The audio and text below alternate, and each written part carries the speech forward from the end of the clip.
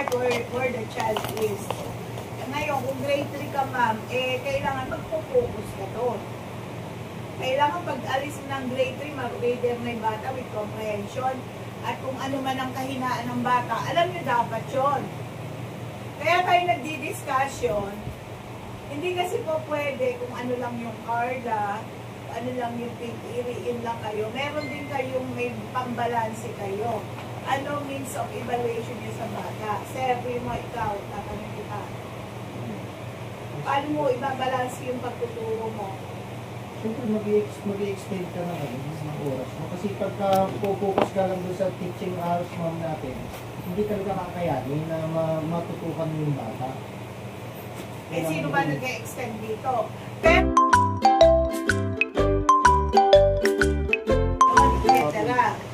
naiintindihan ba, sir?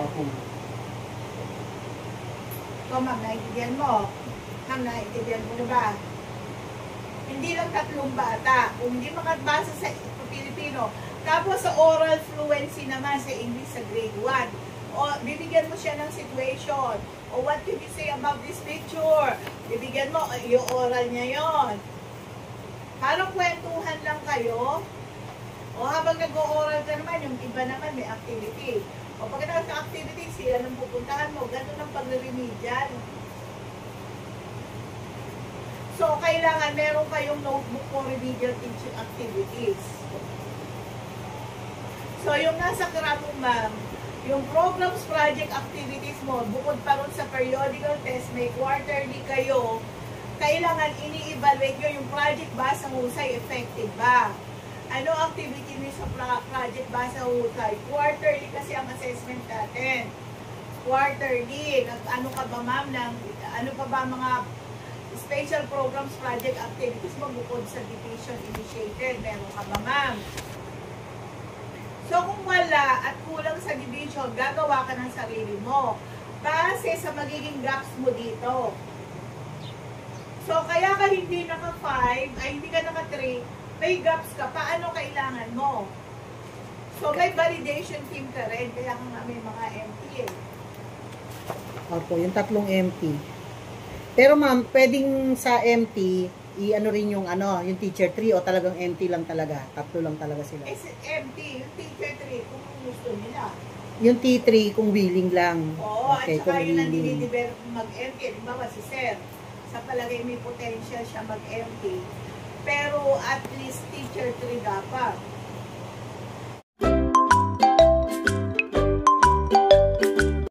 Naaakyat yan at umakyat sa Tapos sinisisi na tayo ng mga high school pagdating sa kanila, hindi makabasa. Naipon na po talaga sa kanila. Hindi siya yung mabalance. Kaya talaga nahirapan din sila kasi nasa kanila. O ngayon, itawag mo na kay Sir Sotelo para wala tayong problema na kasi kamo, nagre-reklamo. Ang gusto ko nga, maging maayos yung grade 1. Siya ang maging bantay sa grade 1 sa pagpapabasa. Kasi nasa foundation tayo. Talagang gano'n ang master teacher, hindi po pwedeng hindi ka susunod. Tsaka yung master teacher, di ba, sila dapat? Required na more than 6 hours. Ang master teacher kasi, it depends upon the exigency of the service. Kung kailangan hinihingi yung pagkakataon na gano'n ka, magme-mentoring and coaching ka, andoon ka. Hindi kasi, ang 6 hours kasi, it is a case-to-case basis, katulad sa Manila. Nasabihin yung city yan, pero ang mga teachers doon, ang aga-aga magsipasok, nagpapabasa dahil alam nila pag di nakabasa, sa kanila babalik. Hindi sila nagsi-6 hours yung 6 hours, kunwari. Depende sa sitwasyon. Pag crowded lang yung school, yun lang talagang nila ginagamit yung 6 hours. Yung crowded talaga, yung wala magamit na classroom. Oo. Kasi may mga kilala rin naman akong teacher mo sa Quezon City, sa Malabon. Kasi nga, babalik din sa ibibata niya eh. Kasi magkakaroon na tayo ng tracer. Halimbawa, yung bata ni ma'am, ganun lang ang standing sa pagpapabasa. Pagdating ng grade 2, ano ngayon ang nangyari na sa batang hindi makabasa? Halimbawa, ikaw sir, grade 4 ka. Ilan ang bata mo hindi makabasa without comprehension? ite-trace mo ngayon kung sinong teacher yon. O ngayon, ang labanan, trace na kayo ng mga non-readers. Halimbawa, ikaw, Sel, ang non-reader mo sa 5. Kanino nang galing yon? I-trace ko ngayon. Ite-trace mo ngayon. Tapos ano magiging... Yun ang pag-uusapan natin, ano ginawa ng grade 1, grade 2. Kaya ngayon, ang magiging standing ninyo, halimbawa ako grade 2, ganyan ang ano, yan sinabi ko, ito lang po ang natutuhan, wala hindi mo makapag-identify ng letters, hindi man mag-sound, o anong ginawa ng grade 1 teacher. O pag hindi nagbago yan, wala rin siyang ginawa. Kasi nagpapasa ako sa grade 7, 10 ang hindi makabasa, iyakan ng iyakan, hindi mo grade 7 na, ang nababasa lang AM. Da? CBC nga, hindi man Hindi rin makapag-CBC, grade 7 yun. O sa pinasan nyo lang yung responsibilidad. Ma'am Gina, ngayon ang iyan mo, tracer na. Lahat ng mga... May G-Drive tayo, may G-Drive yung Hindi, tracer. ang ibig kong sabihin, si Sir, alam niya dapat kung ilan ang hindi makabasa sa kanya. Ikaw, Sir. O ikaw, yun ang ibig sabihin. Ngayon, Kailangan ma'am, ahead of time. Lagay mo na lang dyan sa table, ma'am. Yung mga bata na hindi marunong bumasa Oo. para mabilis kung ano yung magagawang solusyon, gawa ng agad ng mga. very good, Sir Primo. Ikaw ang magna cum laude. Very good. Ang galing na recitation ni Sir. Mama, excuse ko. Marami rin naman po mga factors po. Nandito po ba? Tulad po nasa sa grade 1. Family problem. Ngayon Mga nga, parents pa. alam nyo nga na may problem. Ano ngayon ang gagawin mong solusyon? Halimbawa, yung bata nagugutom o ilagay mo sa feeding program. Halimbawa, may family problem o may counselor kayo, kailangan mag-home visitation. Kung hindi nakiki-operate ang magulang, kayo gagawa ng paraan. Dinidiscuss din naman sa amin yung mga problema na yan. Pero as long na may kaya mong gawin, mag-care ka, you will do everything for the child. Alam ko yan. Ginagawa naman po namin. Oo nga. Halimbawa, Sir, kaya pala hindi makabasa yung bata mo. Nagbibigay tayo ng example, ha? Kaya pala hindi makabasa yung bata mo, nagugutom. So, Sir, yung 5 bata ko, ma'am, kausapin mo na yung student. Ma'am, kaya po hindi makabasa, hindi po makakain, ilagay mo sa pitik. O, ma'am, yung problema po ng bata, lagi nagkakagalit yung mga magulang. O, ilagay mo sa guidance counselor. O, hindi kakausapin ng bata, anak, huwag mong tignan yung kapaligiran mo, ikaw, may pinabukasan ka. Ganun ba? Naintindihan niyo ba ako? Alam ko naman marami yung problema.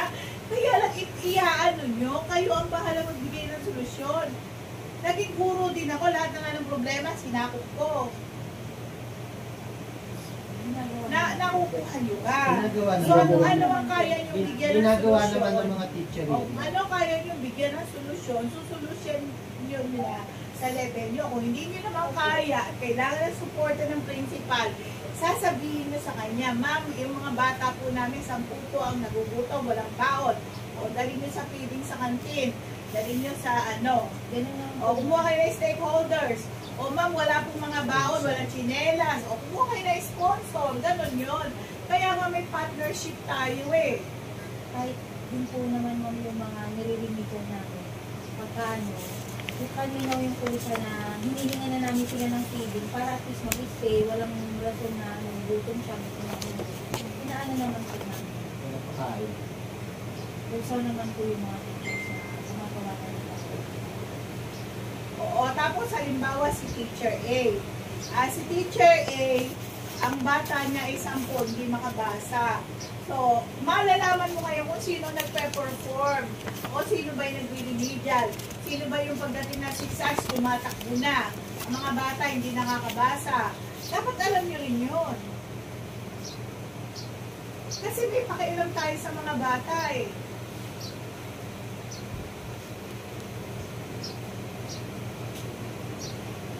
O nakakaintindihan ba tayo? So, pinapaliwanag ko ang pagre-remedial, yung result ng formative test.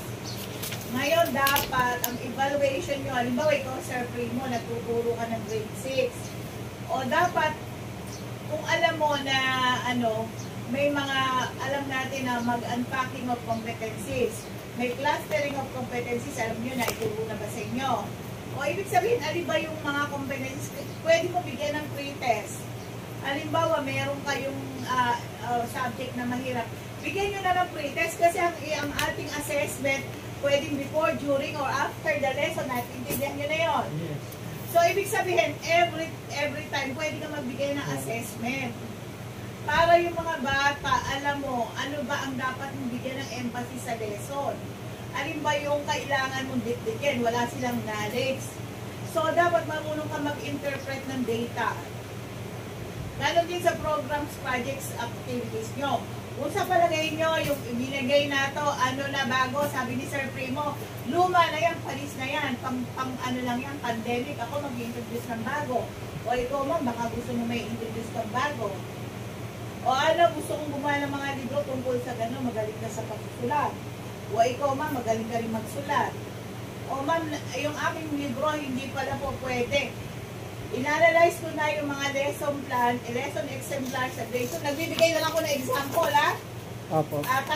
Sa lesson na to from, first periodical test, first quarter, second, third, and fourth. Tatlong po sa lesson plan ang kailangan kong baguhin dahil hindi sila nag-contextualize, hindi sila naka-akma dun sa activities. Dahil yun ang gawin mo project sa sarili mo. So, alam nyo na dapat ang tinuturo nyo. Pero, yun ang pwede mo mag-innovation. O ma'am, gagawa ako ng mga exercises sa grade 6 sa math kasi nga yung mga binibigay nila. Ang gusto ko multimedia.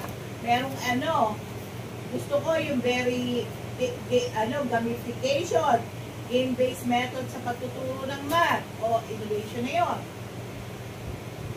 Ganun yun kasi hindi naman po pwedeng sa bata puro ka ng daldal.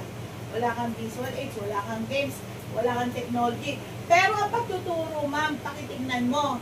Ang ginagawa ng ibang teacher, nagtuturo sila from beginning to end, PowerPoint ng PowerPoint. Hindi po pwede yun. Kailangan gumagamit sila ng Pisara. Kailangan gumagamit sila ng ibang visual aids. So, binabali ko yung notion ninyo na nagpa-PowerPoint from beginning to end. PowerPoint from beginning to end. Hindi pwede, ma'am, yun. Hindi pwede. Kailangan may pipiliin ka lang na gagamitin may PowerPoint. Halimbawa, sa video presentation, O, halimbawa, kasi nga ang nakikita ko, hindi po pwede yun kasi hindi siya interactive. Tapos, meron naman nagpa-PowerPoint, ganyan naman kaliit. Hindi makita ng bata. Small font. Hindi mabasa, small Font. Font. Yung font niya. Pangalawa, yung penmanship ng mga bata, paki-check nyo. Kasi yung penmanship ng mga bata ang papangit. Anong grade tinuturo yung cursive, di ba? Sa 3rd at 4th ng grade 2 na iluro pa yun. Tapos tinitingnan ko yung penmanship ng teacher sa grade 4, 5, 6.